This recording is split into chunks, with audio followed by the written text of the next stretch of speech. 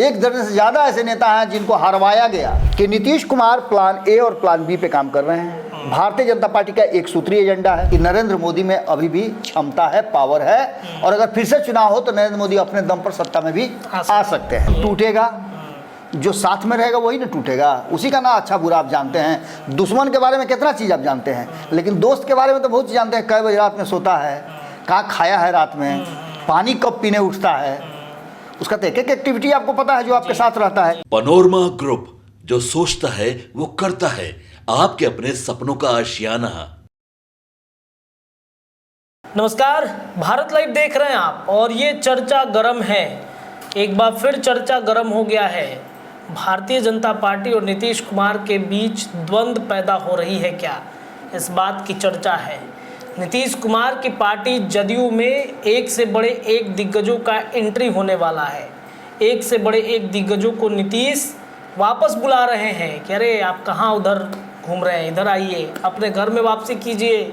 और इस वजह से बीजेपी कहीं ना कहीं थोड़ा सा चिंता में है। मजबूत किया जा रहा है पार्टी को, उस पार्टी को जिस पार्टी के बारे में ये कहा गया था कि 2024 में नीतीश कुमार की पार्टी समाप्त, जदयू खत्म, कई सांसद नहीं जीत पाएंगे, विधायकों में भगदड़ होगा। लेकिन वही पार्टी अब लगातार मजबूत हो रही है।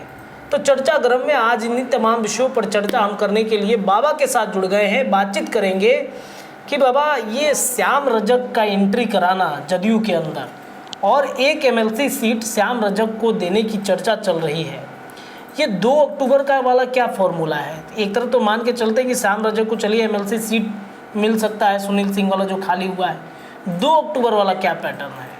आप ये बात कैसे कह सकते हैं कि श्याम रजक इसी के लिए जा रहे हैं कि वो 2 एमएलसी वाली सीट लेंगे? श्याम रजक क्यों जा रहे हैं, क्या हो रहा है? देखिए, श्याम रजक ने अभी फाइनल नहीं किया कि वो कहाँ जा रहे हैं। ये हमारा, आपका और मीडिया का परसेप्शन है। जी जी बिल्कुल। मीडिया ये बात कर, श्याम रजक ने आपको बताया? नहीं। आप तो इंटरव्यू कर रहे थे, मेरे साथ भी बातचीत हुई, मैंने खोद के पूछा, जबकि मेरे साथ बहुत सारी बातें करते हैं वो। जाने से पहले भी हमसे बातचीत किए थे, छोड़ने से पहले हमसे बातचीत किए थे, आपको भी पता है ये बात। बिल्कुल बिल्कुल। लेकिन इसके बाद वो कहाँ जाएंगे ये तो किसी को उन्होंने बताया नहीं है। जी। उनके बहुत करीबी लोगों को हो सकता है पता हो, लेकिन श्याम रजक ने ये बात कही हो कि हम जेडीयू जा रहे हैं, आप जाके अनाउंसमेंट कर दीजिए, ऐसा तो हुआ नहीं ना है। नहीं नहीं बिल्कुल नहीं। ये तो परसेप्शन बनाया जा रहा है ना। ये परसेप्शन बनाने के पीछे बहुत बड़ी राजनीति है। और आप एक बात समझिए, एक तरफ आप कह रहे हैं कि तेजस्वी को गिफ्ट करेंगे और दूसरी तरफ आप श्याम रजक का नाम ले रहे हैं। श्याम रजक और तेजस्वी में तो 36 का आंकड़ा हो गया। जी जी जी। आपका घर तोड़ करके कोई भाग जाए तो उसको कोई गिफ्ट दे सकते हैं क्या आप? तो मतलब ये क्यों कहा जा रहा है कि तेजस्वी यादव को गिफ्ट करेंगे? ये बात आपने बहुत महत्वपूर्ण कही। जी। अब आप इस चीज़ को ऐसे समझ सकते हैं, नीतीश कुमार अभी कहाँ है? एनडीए में है। एनडीए में, जी। नीतीश कुमार एनडीए में है। नीतीश कुमार एनडीए में कितने नंबर पे हैं? तीसरे नंबर पे है। बिहार में नीतीश कुमार कितने नंबर पे हैं? 1 नंबर। तीसरे नंबर पे। जी जी बिल्कुल। यहाँ संख्या बल की मैं बात कर रहा हूँ, यहाँ मतलब कद की बात नहीं, या तीसरे नंबर पे। और जब तीसरे नंबर का व्यक्ति होता है तो उसे इस बात का अंदाजा होता है कि वो 1 नंबर 2 नंबर भी बन सकता है। जी। लेकिन 1 नंबर और 2 नंबर वाला आपको जगह छोड़ेगा तब ना। जी। वो तो पहले ही आपसे आगे है, तैयारी भी कर रहा है। और जो बच्चा आप देखिए फर्स्ट सेकंड थर्ड होता है, उसमें फर्स्ट सेकंड वाला नेक्स्ट के लिए और मेहनत करता है। जी जी। वही हाल भारतीय जनता पार्टी ने शुरू कर दिया है। और जब भारतीय जनता पार्टी जितना अपना स्टेप आगे बढ़ाती है, उतना ही नीतीश कुमार की बेचैनी बढ़ जाती है और बाकी के एनडीए घटक दलों की। तो निश्चित रूप से उनके लिए विकल्प क्या है? आपने एक विकल्प सुना होगा कि एनडीए के घटक दल के नेता जो हैं वो अपने ही गठबंधन का विरोध कर रहे हैं, नरेंद्र मोदी के नीतियों का विरोध कर रहे हैं, नरेंद्र मोदी के फैसले का विरोध कर रहे हैं। आपने 10 साल सुना क्या? 10 साल तो ये बात सुनने को नहीं आई थी। नीतीश कुमार ने जरा सा टाई टुई किया 2019 में, नहीं हमको 3 गो मंत्रालय चाहिए, हमको 4 गो मंत्रालय चाहिए। 16 गो सीट में आपको 2 गो मंत्रालय भी नहीं मिल रहा था। अब 12 गो सीट में 2 गो मंत्रालय आप ले लिए हैं। ये कम बात थोड़े होती है। बड़ी बात है। बीजेपी भी जानती है कि मतलब अगर नहीं नीतीश को दिया जाएगा तो नीतीश खेल कर सकते हैं, भरोसा नहीं है। अब यहाँ से एक दूसरा एरा शुरू हो गया है। 2 अक्टूबर को कौन बड़ा खेल होगा। देखिए इस खेल में अब गेम जो था वो फंस गया है। पहले था कि आप लीग मैच से बाहर निकलिए, सेमीफाइनल खेलिए, 4 टीम सेमीफाइनल खेलेगी और 2 टीम उसमें फाइनल में जाएगी, फाइनल जो जीता वो सिकंदर। लेकिन अब ऐसा नहीं है, आपको लीग मैच में नॉकआउट करना है और उसकी लड़ाई बहुत तगड़ी हो गई है। 3-3 टीमें बहुत मजबूत हो गई हैं, तीनों की दावेदारी अलग है, तीनों की 243 सीटों पे दावेदारी है, लेकिन जिसकी 243 सीटों पे सबसे बड़ी दावेदारी है वो प्रशांत किशोर है जी। प्रशांत किशोर ने अपने दम पर, बाद में वो क्या करेंगे हम नहीं जानते हैं, लेकिन अभी जो वर्तमान सर्वे रिपोर्ट है उस सर्वे रिपोर्ट के हिसाब से, जो उन्होंने कहा है उसके हिसाब से, और जिस तरह से उनके कंपटीटर जो है 2 गठबंधन, वो डर रहे हैं कि वो 243 पर लड़ेंगे तो क्या करेंगे, कहीं चिराग पासवान खेल तो नहीं कर देंगे, कहीं वो उपेंद्र कुशवाहा वाला खेल तो नहीं कर देंगे जी। क्योंकि दोनों जब चुनाव लड़े थे तो आपको पता है कि दोनों ने बेहतर रिजल्ट लाया था। जी। सीटें भले ही चिराग पासवान 1 जीते हों, लेकिन लगभग 1 दर्जन सीटों पर तो उन्होंने कहीं ना कहीं भारतीय जनता पार्टी और बाकी सारे लोगों को, नीतीश कुमार के खेमे को परेशान किया ही ना। जी जी बिल्कुल। नीतीश कुमार की सीटें कम हुई, दैट मीन्स कि एनडीए की सीटें कम हुई, और एनडीए की सीट कम हुई तो नीतीश कुमार के लिए मुख्यमंत्री बनना और एनडीए का सत्ता में आना मुश्किल था जी। लेकिन किसी तरह से खींच खाच करके, जोड़ तोड़ की राजनीति करके, आज भी आप राष्ट्रीय जनता दल किसी भी नेता से पूछें तो सीधे कहते हैं कि भैया हमारा तो 1 दर्जन नेता, 1 दर्जन से ज़्यादा ऐसे नेता हैं जिनको हरवाया गया, किसी को 15 सीट से 15 नहीं, किसी को 15 वोट से, अच्छा जी। शक्ति सिंह को 13 वोट से जी। किसी को 100 वोट से, किसी को 300 वोट से, किसी को 250 वोट से, और सभी कहते हैं कि नहीं हमारा जीता हुआ सीट था। 2-3 दिन पहले ही मेरी बातचीत हो रही थी जी। राष्ट्रीय जनता दल के बहुत सारे दिग्गज नेता बैठे हुए थे, मीटिंग चल रही थी, जी जी जी। संयोग से मुझे बुलाया गया और वहाँ जो चर्चाएं चल रही थी वो चर्चाएं कुछ और थी। उन चर्चाओं में चल रहा था कि आने वाले 2025 के चुनाव में जो 2020 में हुआ उसको कैसे पलटा जाए। अच्छा, मतलब जो गलतियां हो गई हैं 2020, गलती नहीं कह सकते, जिस तरह से नीतीश कुमार के बारे में ये कहा जा रहा है कि उन्होंने सत्ता का दुरुपयोग करके भारतीय जनता पार्टी के साथ मिल करके और हमें हराने का काम किया है, हालांकि जो जीता वही सिकंदर, रिजल्ट जिसके तरफ रेफरी जो है जिसका हाथ उठा दे वही ना होगा, वही सिकंदर होगा। बिल्कुल। विनेश फोगाट के साथ क्या हुआ, बिल्कुल बिल्कुल, हाथ तो उनका उठा था लेकिन मैनेजमेंट चाहा तो बेचारी किसी काम की नहीं रह गई।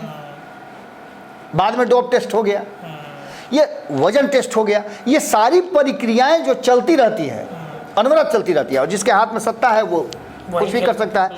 अब 2 अक्टूबर की बात और साम्राज्य की बात आपने कहा, मैं साम्राज्य पर आता हूँ, लेकिन इससे पहले मैं बता दूं आपको कि नीतीश कुमार प्लान ए और प्लान बी पे काम कर रहे हैं। भारतीय जनता पार्टी का एक सूत्रीय एजेंडा है और वो एजेंडा है कि देखिए राज्यों में तो सरकार वो जोड़ तोड़ करके बना लेगी जी, लेकिन केंद्र की सरकार मुश्किल है। केंद्र की सरकार टिकाए रहने का, 5 साल तक टिके रहने का एक ही रास्ता है, या तो भारतीय जनता पार्टी, एक नया सर्वे आया आपने देखा होगा सी वोटर का, जिसमें भारतीय जनता पार्टी की 5-6 सीटें बढ़ी हुई दिखाई दे रही हैं। ये क्या है? ये वो बात है जो स्थापित करने का कोशिश चल रहा है कि नरेंद्र मोदी में अभी भी क्षमता है, पावर है, और अगर फिर से चुनाव हो तो नरेंद्र मोदी अपने दम पर सत्ता में भी आ सकते हैं। लेकिन ये इतना आसान नहीं है।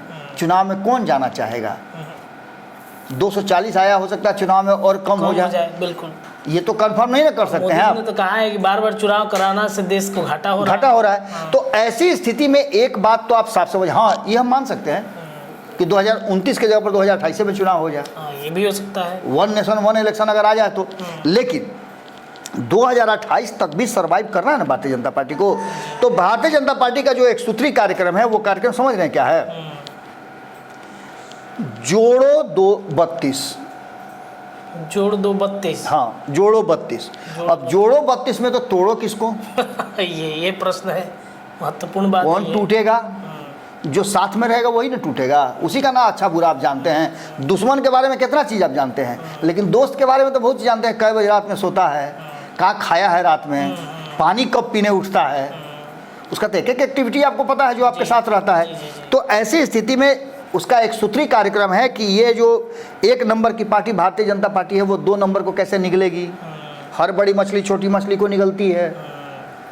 अगर वो सेकंड नहीं आता है तो थर्ड को कैसे निकला जाए, नीतीश कुमार पर कैसे डोरा जाया जाए। जी।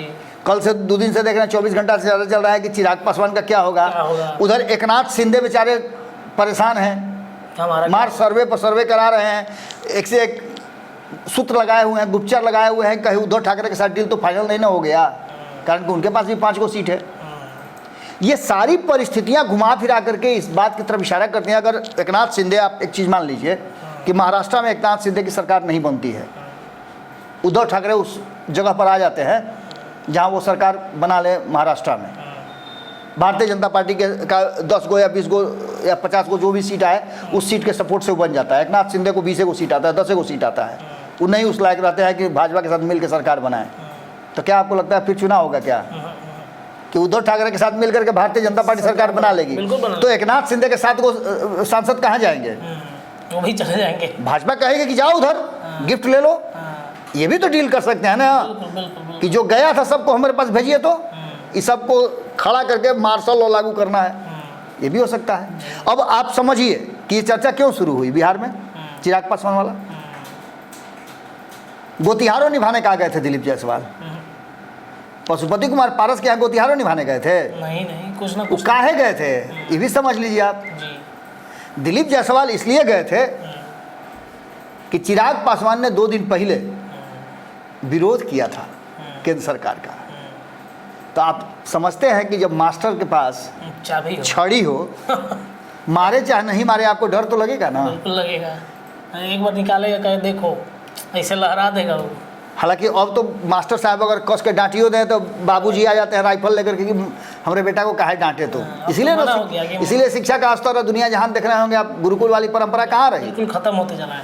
अब जो वर्तमान परिस्थिति बनी है उस परिस्थिति में Bharatiya Janata party driving seat पे तो है, इसमें कोई दो राय नहीं है। और ऐसाखी बैसाखी का जो बात करने वाले लोग हैं ना कि ये गिर जाएगा वो गिर जाएगा, अरे भैया ये गिराएंगे तो वो उठाएंगे। उधर ममता बनर्जी 29 को लेकर के क्या कर रही हैं? वो चोखा उसका थोड़े बनाएंगी कि उसको तल तुल के सब्जी बना करके चटकदार बनाएंगी। मौका मिलेगा तो वही ना करेंगी। बिल्कुल बिल्कुल। अब ऐसी स्थिति में एक बात आप समझ लीजिए कि जो बिहार की परिस्थिति है, उस बिहार में और इस देश में भारतीय जनता पार्टी का अगर बिहार की सियासत में, बिहार की सरकार से भारतीय जनता पार्टी को आउट होने का मौका मिल जाए और केंद्र की सरकार में उसको पूर्ण बहुमत मिल जाए, कोई दिक्कत तो कौन एक्सेप्ट करेगी? वो बिहार को तो गंवा देगी, लेकिन केंद्र की सरकार को हर हाल में वो बरकरार रखना चाहेगी। तो ऐसी स्थिति में नीतीश कुमार के पास क्या प्लान है? भारतीय जनता पार्टी का 1 सूत्री प्लान और नीतीश का 2 सूत्री प्लान। 2 सूत्री प्लान। पहला प्लान कि अगर एनडीए में वो रहते हैं तो वो उपेंद्र कुशवाहा को, चिराग पासवान को, जीतन राम मांझी को कैसे स्क्रूटाइट कर सकते हैं, इन्फ्लुएंस कर सकते हैं, किसके द्वारा करवा सकते हैं। क्योंकि 2025 के चुनाव में जी नीतीश कुमार के लिए, चूंकि बिहार का सत्ता में उनको बने रहना है, बिहार की सत्ता उनको चाहिए, इसलिए वो बड़े भाई के रोल में बड़ा सीट चाहेंगे, अधिक सीट चाहेंगे। और इधर आप देख रहे होंगे कि जोड़ घटाव शुरू हो चुका, उंगली पर गिनाने लगा कि हम इतना सीट पर लड़े थे, 143 पर लड़े थे, कोई तो कहता है कि 130 पे, 132 पे, 128 पे, जिसको जो मन में आता है, 137 पर। लेकिन फैक्ट यही है कि 143 सीटों पे वो चुनाव लड़े थे। बिल्कुल। 143 सीटों में जो चुनाव लड़े थे तो उसमें से कम 30 से 35 ऐसी सीटें हैं जहां पर वो इन्फ्लुएंस कर सकते हैं। बढ़त मजबूत है, मजबूत है। पिछली बार तो आप समझिए कि जब 30-35 सीटों पे वो 1 नंबर, 2 नंबर, 3 नंबर की पार्टी रहे हैं, तो क्या वो सीटों पर चुनाव लड़ना नहीं चाहेंगे? बिल्कुल लड़ेंगे, निश्चित रूप से चाहेंगे। जब अकेले दम पर इतना कर लिए तो निश्चित रूप से चाहेंगे। वही हाल उपेंद्र कुशवाहा का है। उपेंद्र कुशवाहा ने भी 20 से ज़्यादा ऐसी सीटें हैं जिन सीटों पे अपने गठबंधन में से 20 क्या 50 के आसपास जोड़ लीजिए आप उसको। अगर गठबंधन की बात करते हैं, सिर्फ उपेंद्र कुशवाहा की बात करते हैं, 20 सीट आप मान के चलिए। लेकिन अगर गठबंधन की बात करते हैं, ग्रैंड अलायंस की, जिसमें AIMIM था, BSP था, खुद वो थे, और भी 3-4 पार्टियां थी, उन सबको मिलाकर के 6 सीटें आई थी। तो 6 सीट तो ऑलरेडी उनका गेन था। बिल्कुल। बाकी के करीब 40 से 45 ऐसी सीटें थी जिस पर वो 2nd नंबर और 3rd नंबर आए थे। मतलब रेस में थे वो। रेस में थे थोड़ा सा क्या तो ऐसी स्थिति में आप समझ सकते हैं कि वो भी कम से कम 20-25 सीट से तो कम नहीं मांगेंगे। तो गेम तो यही गड़बड़ाना शुरू हो गया। अभी जीतन राम मांझी का बड़का खोल रेंगनीय पर है। जीतन राम मांझी भी कम से कम 15 सीट मांगे हैं ना, 7 को तो उनका पिछली ही बार दिए थे जब परिस्थितियां बिल्कुल उनके पक्ष में नहीं थी। 2 दर्जन से मांग सकते हैं। आज तो वो हर तरह से कैपेबल है, अब तो केंद्र में मंत्री भी हैं। तो ऐसी स्थिति में निश्चित रूप से वो 15 से 20 सीट वो भी मांगेंगे। अब ये सब कुछ घुमा फिरा करके अगर आते हैं तो नीतीश कुमार क्या करेंगे? तो नीतीश कुमार के पास रास्ता यही है कि भारतीय जनता पार्टी यदि नीतीश कुमार के साथ रहना चाहती है, नीतीश कुमार का सहयोग लेना चाहती है, केंद्र में चाहती है कि नीतीश कुमार सपोर्ट करते रहे, तो उसको इन तीनों को स्क्रू टाइट करना पड़ेगा। और स्क्रू टाइट करने का तरीका आपने देखा कि अचानक से बेचारे उपेंद्र कुशवाहा जो बहुत खुश थे कि 4 साल के लिए जा रहे हैं, उनको 1.5 साल वाला में भेज करके पहला तो झटका उनको वहीं दिया गया, यानी स्क्रू टाइट किया गया कि अब ज़्यादा फुटफुटाइएगा मत 2025 में। चिराग पासवान, पशुपति कुमार पारस के यहाँ जाकर के दरबार लगाने का क्या मतलब था? दिलीप जायसवाल का निश्चित रूप से दिल्ली से स्पीड से आते हैं और स्पीड से चले जाते हैं, वहाँ एयरपोर्ट बगले में है, उनको वहीं से घुसना था। लेकिन हो सकता है कि भाई थोड़ा सा फ्रेश होने के लिए, कपड़ा वपड़ा चेंज करने के लिए घरे आए थे, नहीं तो आदेश तो उनको यही था कि एयरपोर्ट से उतरिएगा, बगल में ऑफिस है, सीधे घुस जाइएगा। पारस जी के हाँ, देर नहीं होना चाहिए। समझे? तो ये सारी चीजें हो रही हैं। तो यानी चिराग पासवान का भी थोड़ा सा स्क्रू टाइट कर देना है। और रहा सवाल जीतन राम मांझी का, तो जीतन राम मांझी को तो हाथी के कंधा पर बैठाया गया है, और हाथी के कंधा पर जब बैठाइए, पिलवान नहीं हो तो क्या होगा? वो ज़्यादा कुछ बोलते भी नहीं है, उनके पास तो सब मिल गया है। बेटा को 2 को विभाग मिला है, अपने एगो विभाग में रहते हैं। इस सारी चीज़ें होने के बाद जो 2025 में करेंगे वो तो पहले ही से पता चल रहा है ना, क्योंकि नीतीश कुमार पर हमलावर हैं, तो नीतीश कुमार उनका भी स्क्रू थोड़ा टाइट करना चाहेंगे। एक रास्ता नीतीश कुमार के पास ये है कि इस रास्ते से वो भारतीय जनता पार्टी को मजबूर करके और साथी दलों को कमजोर करके और एनडीए में अपना वर्चस्व बना करके और बिहार का चुनाव लड़ें, इन लोगों को कम सीटों पर रोकने की बात करें।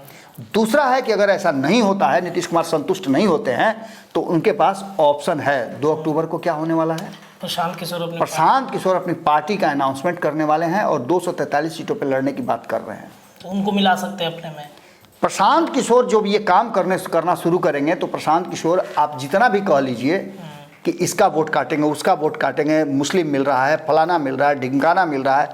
मैं कल भी खबर कर रहा था तो मैंने बताया था कि अगर आप तेजस्वी यादव के रणनीति की बात करते हैं तो तेजस्वी यादव भले ही लालू प्रसाद की रणनीति के साथ अपना चुनावी सफर नहीं कर रहे हो या पार्टी नहीं चला रहे हो, लेकिन उनकी अलग जो स्ट्रेटजी है वो बड़ी ज़बरदस्त है। उनकी अलग स्ट्रेटजी है कि जैसे ही कोई पेड़ पनपने लगता है वैसे ही जड़ से उसको उखाड़ दिया जाता है। उन्होंने ये नहीं कहा था और उनके कहने का मतलब ये नहीं था। उस चिट्ठी को दूसरे एंगल से आप देखिए। अपने लोगों को उन्होंने कहा था कि प्रशांत किशोर के पास मत जाओ, ये प्रशांत कुमार पांडे है। यानी जिन लोगों को नहीं पता था उन लोगों को भी बता दिया कि ये ब्राह्मण है, यानी कि दलित, महादलित, ब्राह्मण, अति पिछड़ा और पिछड़ा दूरी बना करके रखे। मुस्लिम तो ऑलरेडी दूरी बना के रखेगा। मुस्लिमों का आप एक मीटिंग कर लिए तो इसका मतलब ये नहीं है कि पूरे हिंदुस्तान के, पूरे बिहार के मुस्लिम आपके साथ चल जाएंगे। अब इन सारी परिस्थितियों को लेकर के प्रशांत किशोर को कमजोर करने की एक कोशिश तो वहां से शुरू हो चुकी है। बिल्कुल। तो वो वोट किसका काटेंगे अगर पांडे हैं तो? काहे भारतीय जनता पार्टी बेचैनी में मनन मिश्रा को 24 घंटा के अंदर में खोज के ले आई? ये भी एक कारण है। बिल्कुल, ब्राह्मणों का यानी गेम पलट रहा था। अब इन सारी परिस्थितियों को देखते हुए नीतीश कुमार के पास ऑप्शन क्या है? तो नीतीश कुमार को किसका विकल्प चाहिए? नीतीश कुमार को चिराग पासवान का विकल्प चाहिए। बिल्कुल। जीतन राम मांझी का विकल्प चाहिए। यानी एक दलित नेता चाहिए जो मजबूत हो। कौन दलित नेता आया? श्याम रजक। दलित भी, महादलित भी। श्याम रजक किसको जानते हैं? राष्ट्रीय जनता दल को। लालू प्रसाद की पूरी रणनीति को जानते हैं। कैसे 2020 के चुनाव में हुआ वो भी जानते हैं, और ये भी जानते हैं कि 2024 के चुनाव में क्या रणनीति बनी थी, किस रणनीति के तहत वो लड़े थे। तो उनको लाने का सबसे बड़ा कारण ये है। इसके बाद महादलित जब आ जाएगा तो उनको मांझी का विकल्प तो चाहिए ही, बाकी लोगों का विकल्प चाहिए। अब उनको चाहिए था कुशवाहा का विकल्प। तो कुशवाहा का विकल्प में क्या करेंगे? अभी अभी श्री भगवान कुशवाहा को लाए हैं। बिल्कुल। यही श्री भगवान कुशवाहा हैं जिनके एरिया में ईंटा पत्थर चला था उपेंद्र कुशवाहा पर जब वो पार्टी छोड़े थे। जी। इसके अलावे महिलाओं का वोट भारतीय जनता पार्टी 33% उधर अब दिखा रही है। 2025 के चुनाव में देगी कि नहीं देगी, नीतीश कुमार के पास तो पहले ही से अधिकार है, वो पहले ही से दे रहे हैं अलग अलग सेक्टर में। हो सकता है कि इस सेक्टर में भी दे दें कुछ ज़्यादा। हाँ, महिलाओं कविता सिंह है। इसके अलावे एक बहुत बड़ी बात है कि अगर नीतीश कुमार अभी सिर्फ सपना में ये बात बोल दें कि हम आना चाहते हैं तो तेजस्वी यादव का दरवाज़ा खुला है। बिल्कुल।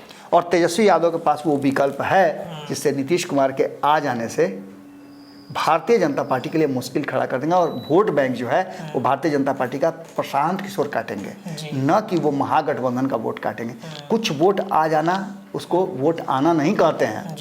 अब इन सारी परिस्थितियों में जो एक सीट खाली हुई है एमएलसी की सुनील सिंह की, वो फिर वापस उनकी लगभग आप पार्टी से भी विदाई देख रहे होंगे। पार्टी के भी फंक्शन में नहीं आते हैं, कार्यक्रम में नहीं आते हैं, नजर नहीं आ रहे हैं। उनको तो विदा कर दिया गया फूल और छिड़क के कि अब चाहिए। अब जो है नया समीकरण, जैसे छाती पर मूंग दल रहे थे सुनील सिंह नीतीश कुमार के, वैसे ही श्याम रजक को सामने करके छाती पर मूंग दलवाने की व्यवस्था होगी। और हो सकता है कि श्याम रजक को आपने जो कहा था शुरू में एमएलसी बना करके और आरजेडी के छाती पर मूंग दलवाएंगे और ये बताएंगे कि नहीं, बड़ा भाई तो हम ही हैं, हम ही कुछ कर सकते हैं, तुम लोग के बस का रोग नहीं है। ये है पूरी कहानी और जिसके लिए चर्चा गर्म। जी देखिए, श्याम रजक का आना ये कोई कोइंसिडेंस नहीं है। श्याम रजक का आना एक प्लानिंग है और इस प्लानिंग के तहत नीतीश कुमार अपनी पार्टी को मजबूत कर ही रहे हैं। इसके अलावा भाजपा को भी आंख दिखाने की लगातार कोशिश कर रहे हैं। एक तैयारी चल रही है कि अगर बीजेपी नीतीश को साइड भी करता है तो उनके पास ऑप्शन ज़्यादा है। फिलहाल चर्चा गरम के इस एपिसोड में इतना ही, लेकिन भारत लाइव पर चर्चाएं गरम। धन्यवाद। पनोरमा ग्रुप, जो सोचता है वो करता है। अगर ये वीडियो पसंद आई और वह बिहार के राजनीति और बिहारियत से सरोकार रखेनी तो सब्सक्राइब बटन दबा के चैनल के सब्सक्राइब कर ली। ओजे एगो घंटी बा, ओकरा बटन दबा देला से कुल सटीक और मारक खबर रुआ मुफ्त में मिल जाई। अगर रुआ पत्रकारिता के हमनी के नया प्रयोग में सहयोग कर चाहतानी तो ज्वाइन बटन दबा दी। पेटीएम नंबर नोट कर ली 9386816700। धन्यवाद।